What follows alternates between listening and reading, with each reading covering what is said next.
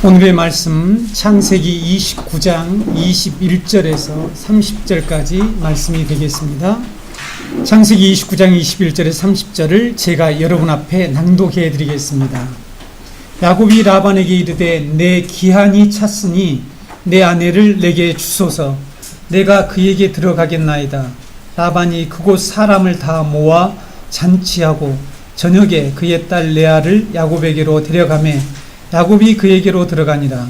라반이 또 그의 여종 실바를 그의 딸 레아에게 시녀로 주었더라. 야곱이 아침에 보니 레아라. 라반에게 이르되 외삼촌이 어찌하여 내게 이같이 행하셨나이까? 내가 라헬을 위하여 외삼촌을 섬기지 아니하였나이까? 외삼촌이 나를 속이심은 어찌 됨이니이까? 라반이 이르되 언니보다 아우를 먼저 주는 것은 우리 지방에서 하지 아니하는 바이라. 이를 위하여 7일을 채우라. 우리가 그도 내게 주리니 내가 또 나를 7년 동안 섬길지니라. 야곱이 그대로 하여 그 7일을 채우매 라반이 딸 라헬도 그에게 아내로 주고 라반이 또 그의 여종 비라를 그의 딸 라헬에게 주어 시녀가 되게 하매 야곱이 또한 라헬에게로 들어갔고 그가 레아보다 라헬을 더 사랑하여 다시 7년 동안 라반을 섬겼더라. 아멘. 오늘 우리 찬양팀에서 하는 찬양이 오늘 제가 할 설교하고 너무나 이렇게 잘 연관되어서 한 성령님이 저처럼 함께 역사하시는구나 하는 것을 저는 찬양하는 내내 이렇게 깨달았습니다.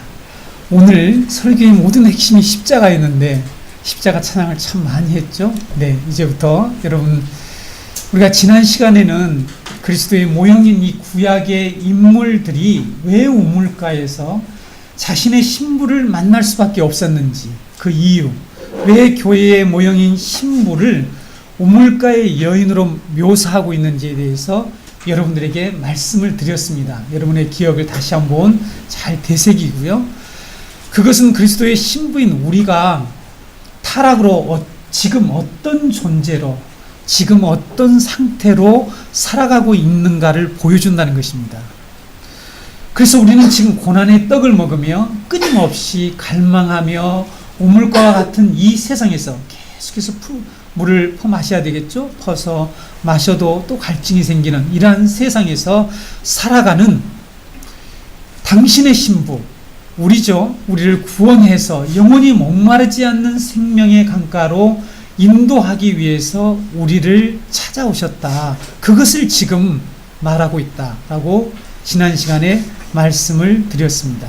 그리고 야곱이 라헬을 위해서 2배나 되는 결혼 지참금을 지불한 사건은 예수님이 우리를 자신의 신부로 삼기 위해서 십자가에서 완전한 대속물, 속전을 지불하신 사건을 야곱의 결혼을 통해서 우리에게 미리 광야교회와 오늘 우리 교회에게 가르쳐 주신 사건이다 라고 제가 말씀을 정확하게 드렸습니다. 우리는 이처럼 창세기에서 요한계시록까지 자신의 신부를 구원하는 그리스도의 십자가의 복음을 발견할 수가 있습니다. 우리는 신부를 구하려 오신 예수 그리스도의 은혜와 그분을 아는 지식에서 자라가야 교회가 장차 어떤 영광을 받게 되는지, 우리가 그리스도의 신부로서 어떤 영광을 받게 되는지를 깨닫게 되고 그것을 소망으로 삼고 살아갈 수가 있습니다. 그리고 이 세상에서 우리가 넉넉히 이기며 살아갈 수 있다는 사실입니다. 그러니까 이러한 복음을 우리가 만약에 알지 못하면 우리는 그리스도의 신부로서 순결하게 살아갈 수도 없게 되는 것입니다. 그래서 베드로 사도는 베드로후서 마지막 절인 베드로후서 3장 18절에서 다음과 같은 말씀을 하고 있습니다. 오직 우리 주 곧 구주 예수 그리스도의 은혜와 그를 아는 지식에서 자라가라. 영광이 이제와 영원한 날까지 그에게 있을지어다 라는 이런 권면을 하고 있습니다. 우리 성도가 해야 될 일은 예수 그리스도의 그 은혜의 복음과 그분을 아는 그분의 사함과 죽음과 고난과 십자가를 아는 지식에서 자라가야 된다는 것이죠.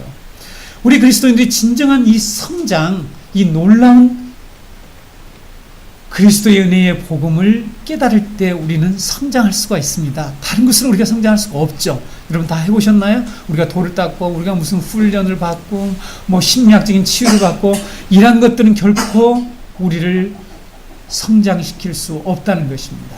그를 아는 지식이 풍성해질 때 우리는 영적으로 성장하게 되고 오늘 우리가 찬양했던 것처럼 능력 있는 그리스도인으로 살아갈 수가 있습니다.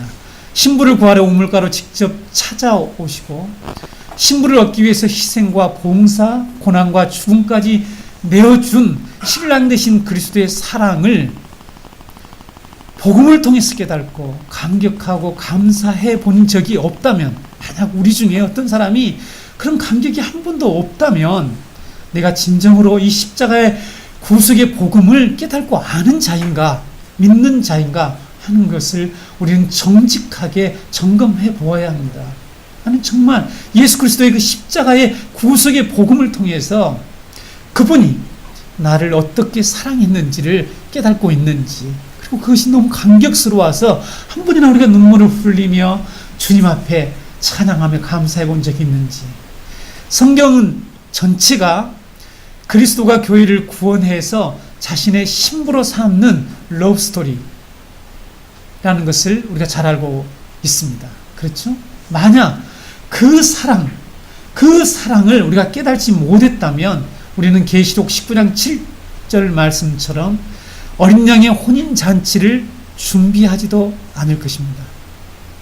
이 시대에 많은 그리스도인들이 분명히 성경이 우리에게 소망으로 주는 이 어린 양의 혼인잔치, 예수 그리스도와 마지막 이 혼인잔치에 참여하는 것을 우리는 그의 신부로서 정말 준비하고 있는가? 그리고 그리스도의 이 정결한 신부가 되기 위해서 우리는 어떠한 삶을 살고 있는지 우리 자신을 잘 돌아봐야 할 것입니다.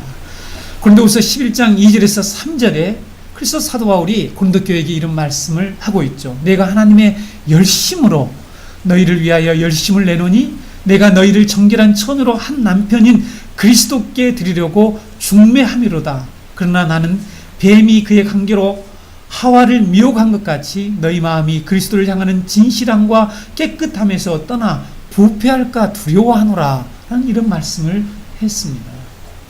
우리가 열심히 저처럼 이렇게 말씀 사역자에 대해서 말씀을 선포하고 우리가 어떤 모임을 하고 우리가 여러 가지 일을 하는 그 모든 열심, 하나님을 향한 그 열심, 이 열심 중에 중요한 것이 하나가 있는데 그것은 바로 우리가 그리스도의 정결한 처녀가 되도록 하는 그 일을 섬기는 것입니다.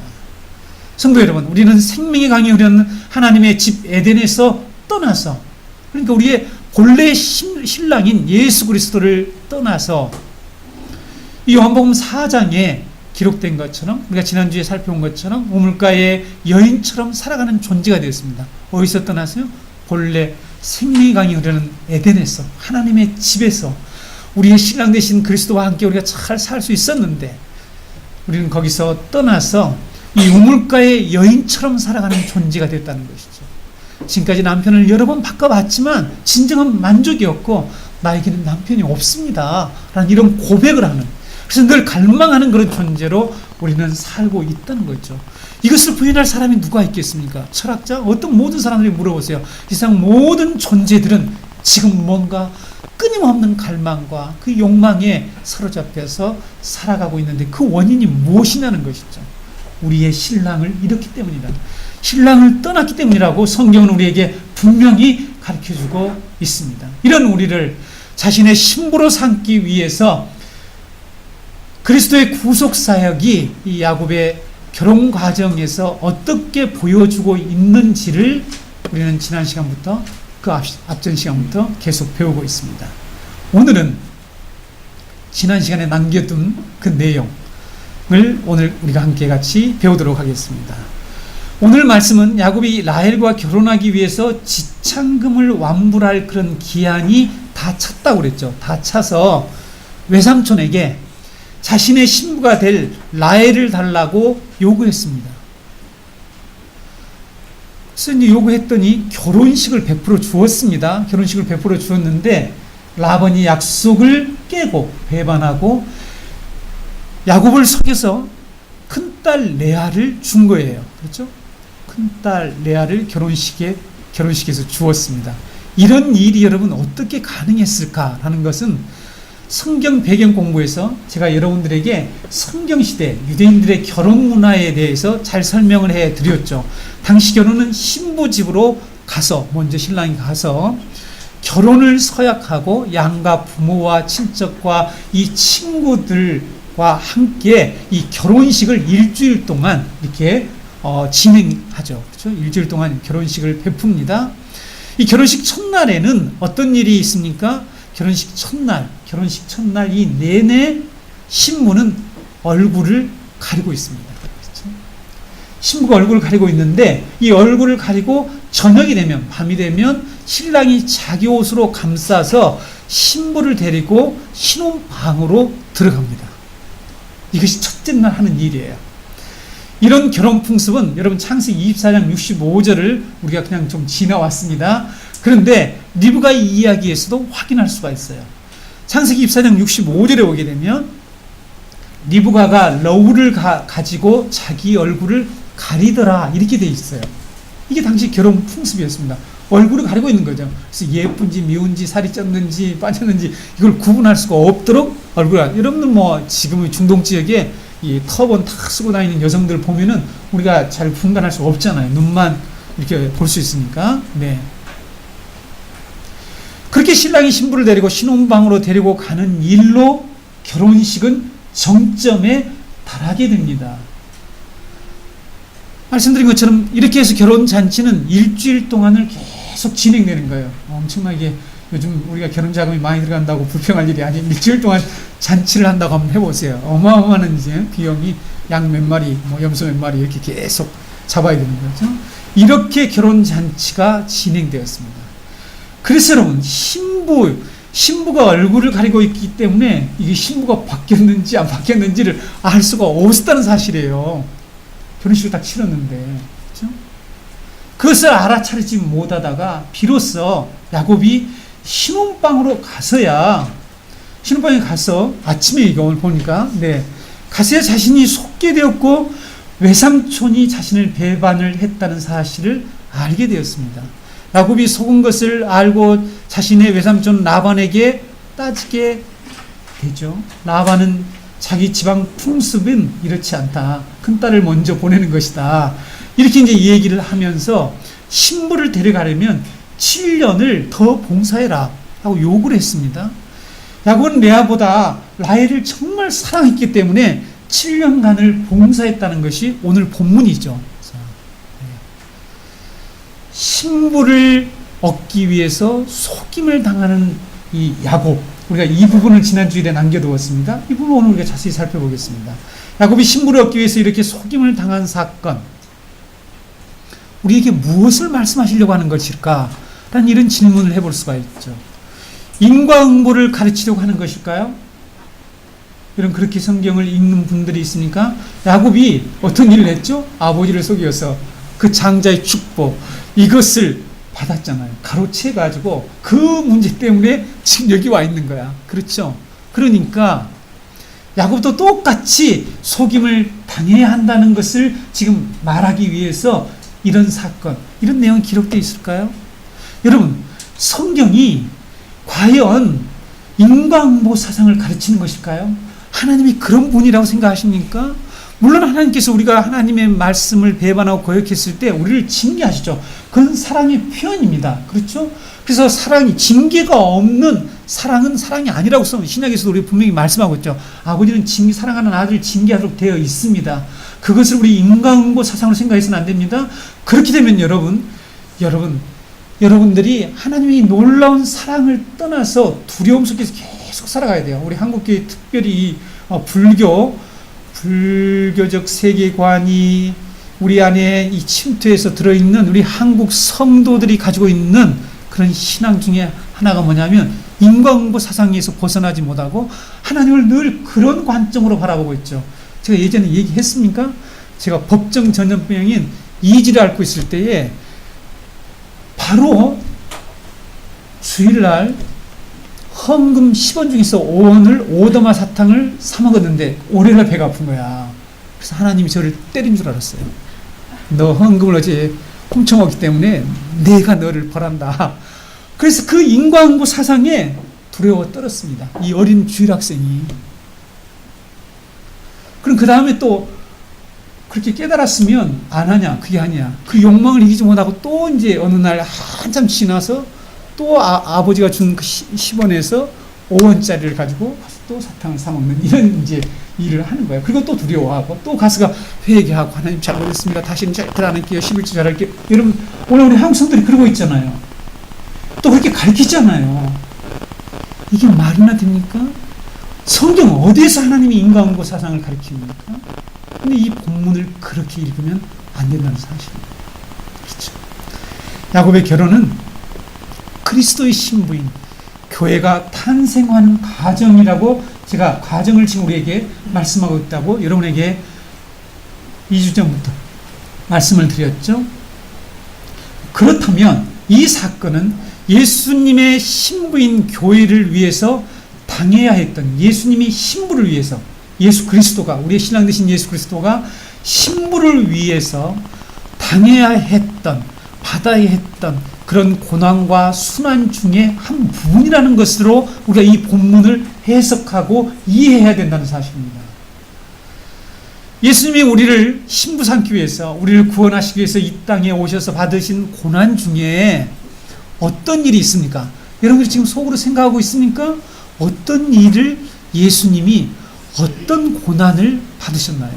바로 이 가룟 유다에게 배반당한 일, 속임을 당한 일이 있었죠. 여러분 성경이 기록되어 있죠. 3년 동안 예수님의 제자로 부름을 받아서 함께 먹고 마시며 천국의 이 능력 있는 복음을, 이 놀라운 은혜의 복음을 들었던 가룟 유다가 배반의 기술을 통해서 예수님을 속이며 예수님을 팔아서 십자가에 달리게 한 사건을 우리는 잘 알고 있습니다.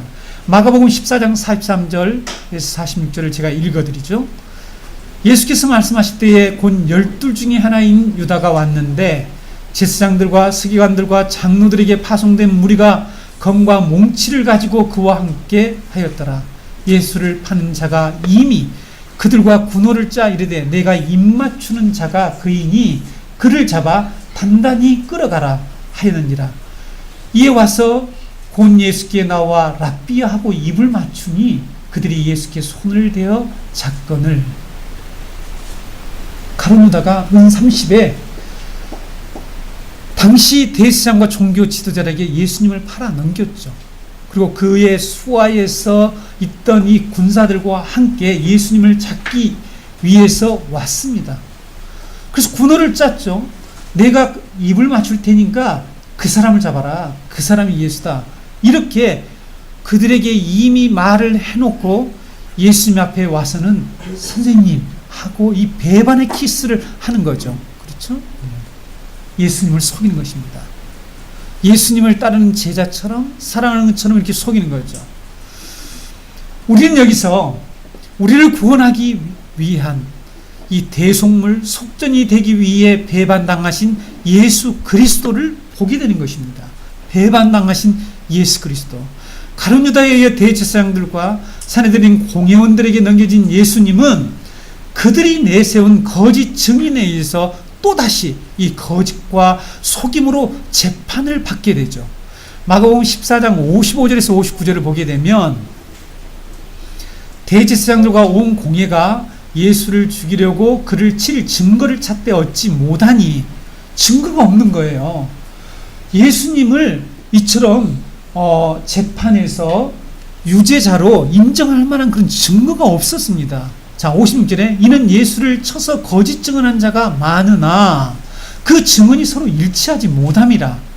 어떤 사람이 일어나 예수를 쳐서 거짓 증언하여 이르되 우리가 그의 말을 들으니 손으로 지은 이 성전을 내가 헐고 손으로 짓지 아니한 다른 성전을 사흘 동안에 지으리라 하더라 하되 그 증언도 서로 일치하지 않더라 라는 이런 말씀이 있죠. 여러분 알고 있습니까?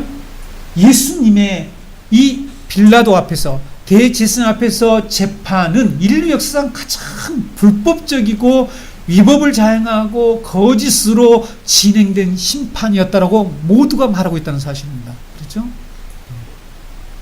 예수님은 신부인 교회를 얻기 위해서 이렇게 배반을 당하고 속인 이 거짓 증거를 통해서 살점이 찢겨나가는 채찍을 맞으며 십자가에서 신부인 교회를 얻기 위해서 고난을 받았다는 사실을 우리는 알고 있습니다.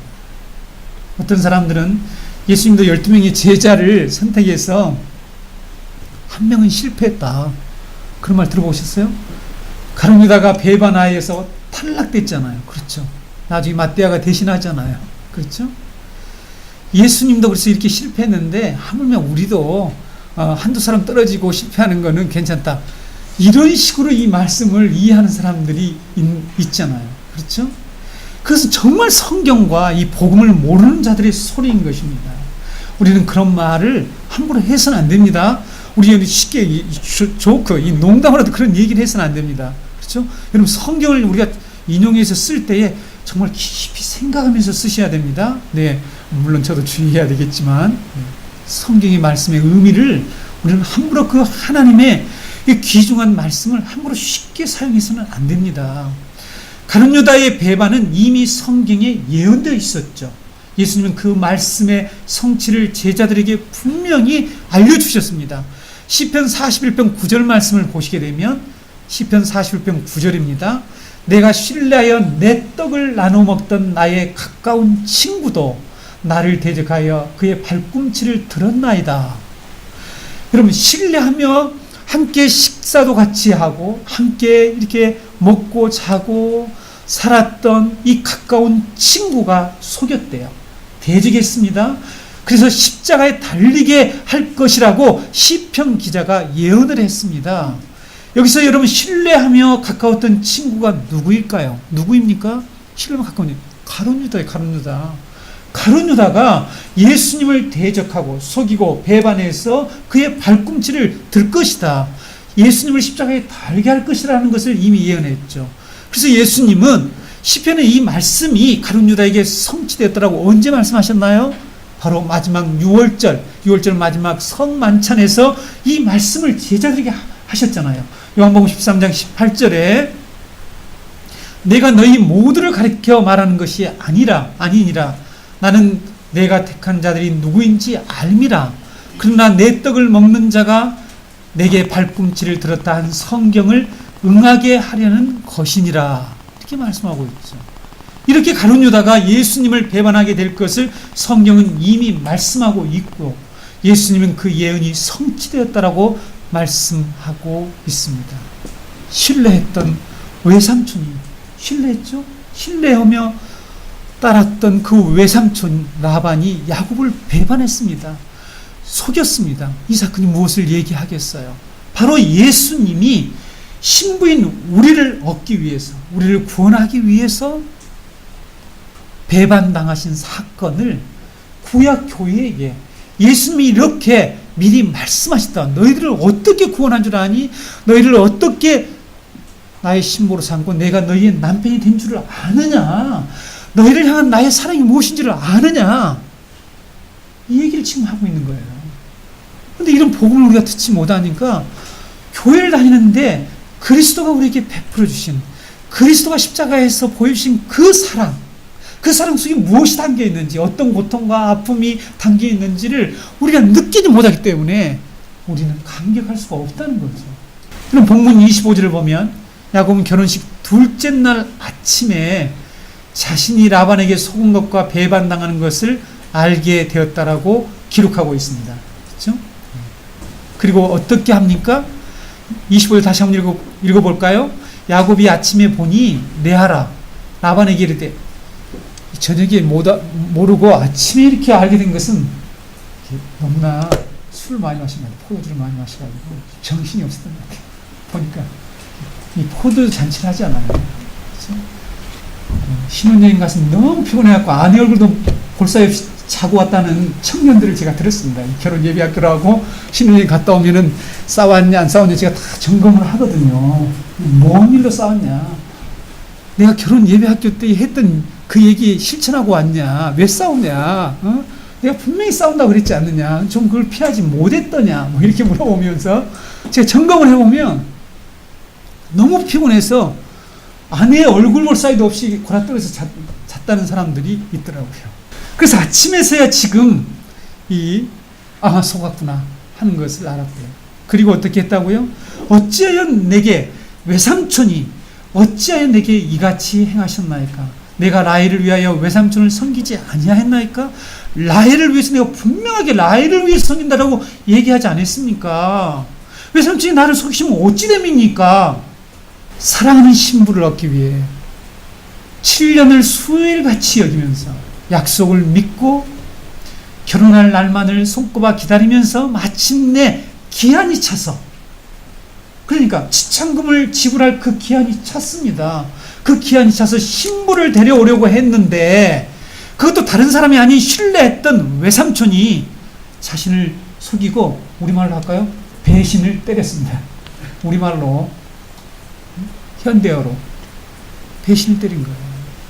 성도 여러분, 배신과 배반이 난무하는 세상에 살면서 혹시 정말 신뢰했던 사람으로부터 배신을 당해본 적이 혹시 있으세요, 여러분?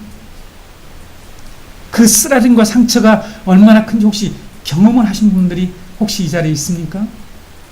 네. 표정이 지금 있는 건지 아니면 없는 건지 잘 모르겠네요. 네. 아마 있을지도 모르겠습니다. 야곱이 라반에게 한 말 속에 그 아픔과 상처가 여러분 다가옵니까? 여러분, 우리가 말씀을 깊이 묵상하면서 그 말을 할 때에 그 7년 동안을 그렇게 헌신하며 수고했는데 배반을 하는 거예요. 속이는 거예요. 약속을 깨는 거예요. 여러분, 그때 그 아픔과 상처를 이해할 수 있겠습니까? 그래서 외삼촌이 어찌하여 내게 이같이 행합니까? 외삼촌이 나를 속이심이 뭡니까 도대체? 이유가 뭡니까? 여러분, 이 말 속에 예수 그리스도의 마음을 우리는 읽을 줄 알아야 됩니다. 그래야지 그리스도의 사랑을 알 수가 있다는 거예요. 그리스도가 우리 교회인 우리를 신부로 얻기 위해서 그가 십자가에서 당하신 그 고난, 그 채찍, 순환, 그 재판을 받으면서 그 거짓 증거 앞에서 정말 모멸감을 당해야 됐던 그 내용들이 우리에게 다가오는 것이죠. 이 말 속에 공생의 3년 동안 함께 다니며 함께 먹고 함께 자면서 예수 그리스도의 그 놀라운 말씀들을 들었잖아요. 누가? 가룟 유다가 들었습니다. 그렇죠? 예수님이 행하시는 그 놀라운 표적들 보았습니까? 안 보았습니까? 보았죠. 친구처럼. 자, 아까 친구가 시편 40편에 친구라 그랬죠. 친구. 네. 친구처럼 다녔던 친구가 무엇입니까? 친밀하다는 거예요. 모든 것을 털어놓을 수 있는 관계. 그래서 하나님은 아브라함에게 친구인 너에게 말하지 않을 수가 없다. 그래서 소돔과 고모라의 심판 사건을 얘기했잖아요. 그렇죠? 성경하는 친구가 뭔지는 이미 아브라함과 하나님과 관계 있음 말씀해 주었지 않습니까? 친구처럼 대해 주었습니다. 누구를? 가룟 유다를 말이죠. 그런 제자가 산헤드린 공예 종교 지도자들이 보낸 군사들과 함께 검과 몽치를 가지고 와서 폭력을 행사하려고 하는 거예요. 폭력적으로 이 일을 처리하려고 한 거예요. 그렇죠? 다가와서 선생님 안녕하십니까?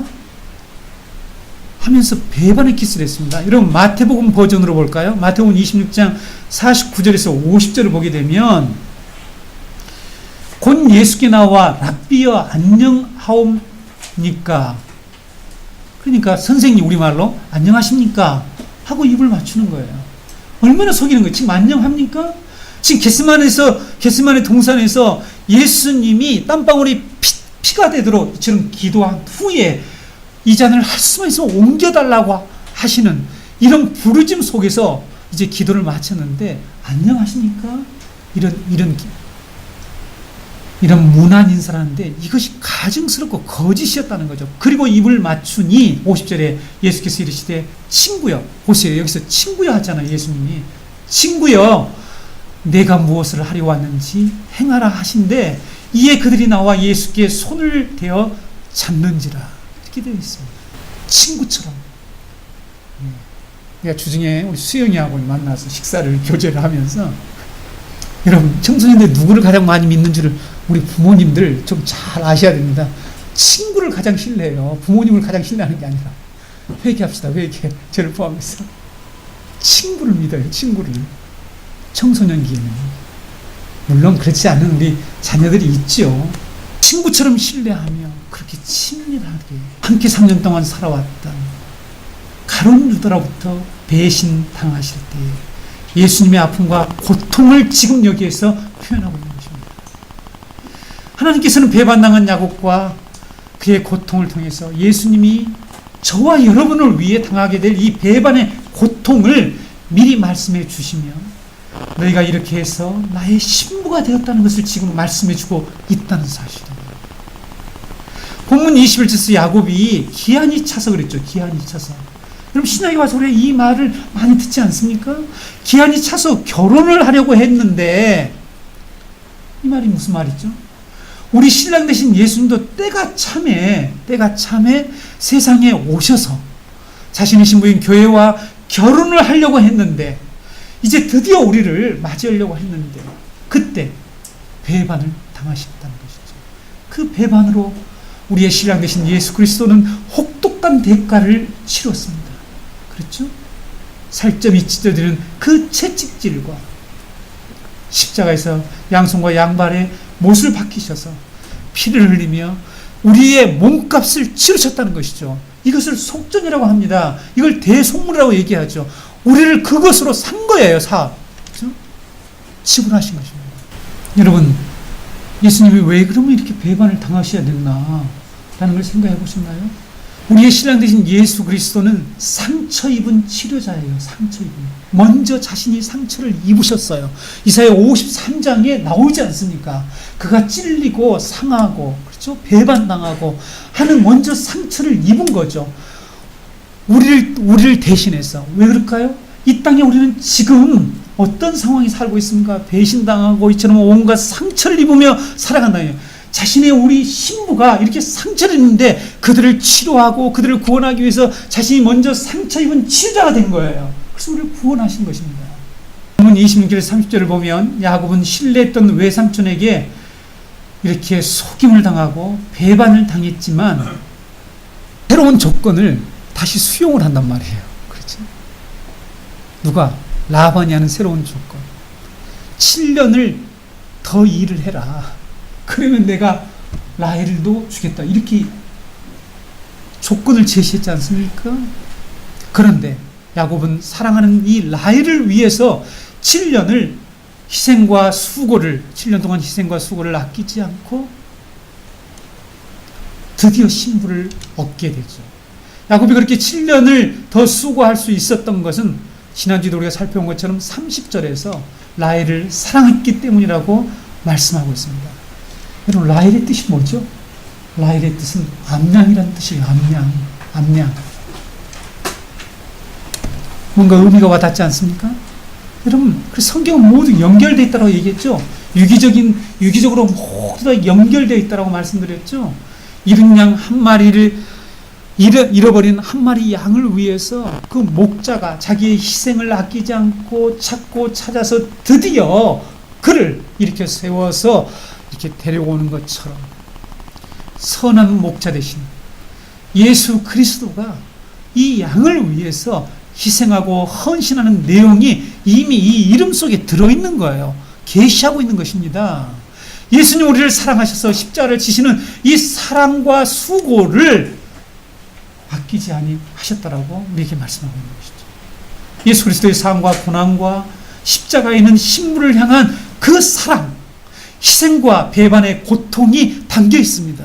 그리스도는 우리를 신부로 삼기 위해서 이렇게 배반과 고통을 당하시고 십자가에서 우리의 몸값을 치르셨다는 지참금이죠. 지참금. 제가 지난번에 지참금이라고 했지 않습니까? 지참금을 지불하신 거예요.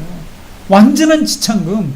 이것을 더 이상 물을 수 없는 지참금. 그래서 2배나 되는 거 7년도 2번이나 이렇게 해서 당신의 신부를 구원해내고 당신의 신부를 와 결혼했다는 사실을 성경은 우리에게 가르치고 있는 것입니다. 성도 여러분, 그리스도 신부인 우리는 이 십자가의 복음을 깊이 묵상하며 살아가야 합니다. 그래야 그리스도의 신부로서 순결함을 지키며 승리하며 살아갈 수가 있습니다. 로마서 8장 35절에 39절을 보게 되면 누가 우리를 그리스도의 사랑에서 끊으리요? 환난이나 공고나 박해나 기근이나 적신이나 위험이나 칼이랴? 기록된 바 우리가 종일 주를 위하여 죽임을 당하게 되며 도살당할 양같이 여김을 받았나이다 한과 같으니라. 그러나 이 모든 일에 우리를 사랑하신 이로 말미암아 우리가 넉넉히 이기느니라. 내가 확신하노니 사망이나 생명이나 천사들이나 권세자들이나 현재일이나 장래일이나 능력이나 높음이나 깊음이나 다른 어떤 피조물이라도 우리를 우리 주 그리스도 예수 안에 있는 하나님의 사랑에서 끊을 수 없으리라. 성도 여러분, 우리가 지금 장래를 염려하며 살아가지 않습니까? 그래서 때로는 예수 그리스도의 사랑을 외면하지 않습니까? 현재일이나 장래일이나 그 위에는 부정적으로 환난이나 공고나 박해나 기근이나 적신이나 위험이나 무력이나 칼이나 이러한 것들에서 이러한 그리스도의 사랑이 이러한 것들로 인해서 끊어질 수 없다라고 얘기하고 있죠. 그렇게 하기 위해서 어떻게 해야 될까요? 우리는 십자가의 복음을 깊이 묵상해야 합니다. 십자가의 복음에 나타난 그리스도의 사랑을 진정으로 깨닫고 믿는 성도만이 바울 사도가 여기에서 열거한 이런 환난, 공고, 박해, 굶주림, 헐벗음, 위험 속에서도 주님의 사랑을 배반하지 않게 되는 거죠. 배도하지 않습니다. 지금 기독교가 여러분, 많은 성도들이 특별히 편안한 지역에 살고 있는 교회들이 예수 그리스도의 사랑을 배도하고 있다는 것을 여러분 아셔야 합니다. 우리 배부르게 지금 예수를 믿으면 때가 아니라는 거죠. 저 오히려 여러분 저 회개도 국가나 핍박받는 나라에서는 오히려 생명력 있는 신앙, 그리스도의 사랑을 정말 감격하면서 그 사랑 때문에 핍박을 받고 그들은 죽음을 두려워하지 않는데 왜 이렇게 잘 먹고 잘 사고 편하게 사는 이런 지역에 있는 교회들은 그리스도의 사랑을 그렇게 쉽게 배반해버리는지 우리는 잘 생각해 보아야 합니다. 지금 우리는 그리스도의 인격과 사역의 중심을 두지 않는 예수 그리스도의 인격, 그의 삶과 그의 고난과 십자가에 중심을 두지 않는 거짓 복음이 판을 치는 세상에 살고 있어요. 성도 여러분, 이것을 꼭 아셔야 합니다. 지금 우리는 그리스도가 없는 기독교, 그리스도가 빠졌어요. 십자가가 빠진 거짓 복음, 즉 형통의 복음, 성공주의 신앙, 신비주의 신앙, 너무나 잘 알고 있는 기복주의 신앙, 예수 믿고 복받겠다라고 하는 이 엉터리 같은 신앙으로 인해서 이 십자가의 복음이, 이런 것들이 십자가의 복음을 대체해버린 이 영적으로 황무지에 지금 우리가 살고 있습니다. 십자가의 신학을 버렸어요. 십자가의 신학. 저희 집에 와보셨나요? 제가 십자가의 신학이라는 타이틀로 모아놓은 책이 엄청납니다. 제가 이 십자가의 복음을 정말 제대로 제 자신부터 잘 알고 우리 성도들에게 전해야 되겠다라는 그 일을 아주 오래전에 해서, 이미 제가 정교회에서 사역했을 때 같이 사역했던 우리 성도들이 이 자리에 있지만, 그때부터 제가 고난주간 사경회를 왜 한지를 아세요? 십자가를 우리가 알아야 된다.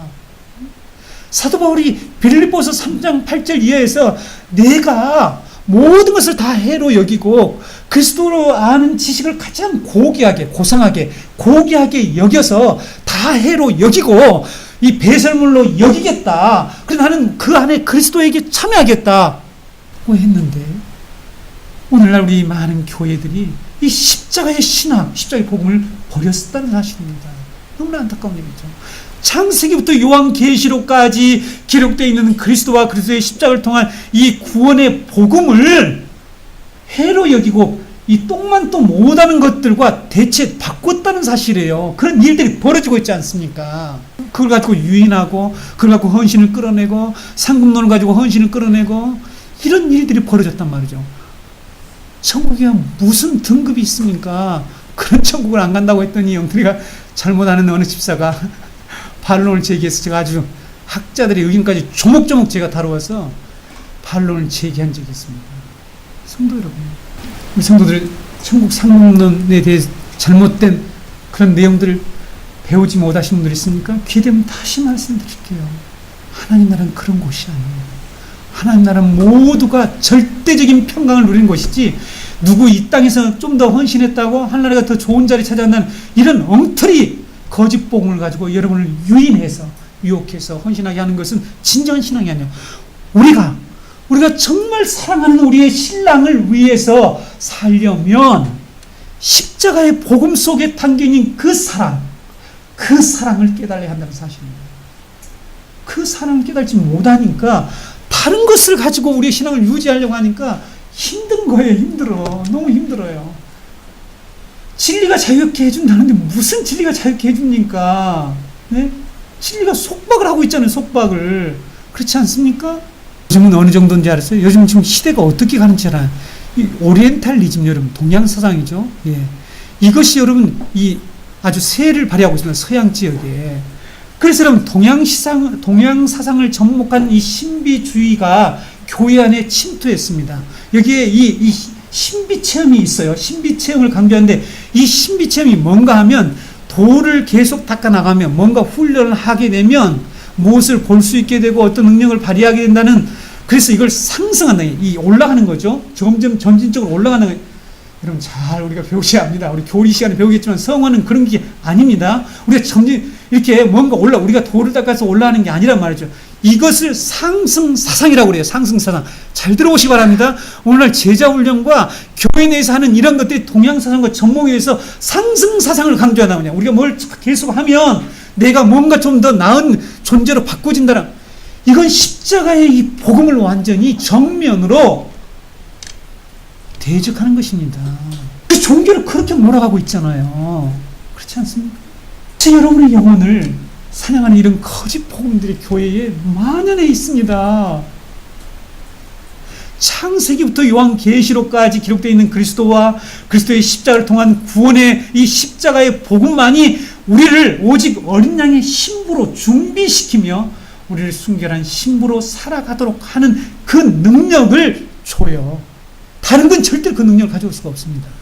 근데 신약적으로 조금 여러분들의 마음을 위로줘 그러면 그때 좀 힘이 나는 것 같고, 이게 우물이에요. 우물은 뭐냐, 계속 퍼마셔도.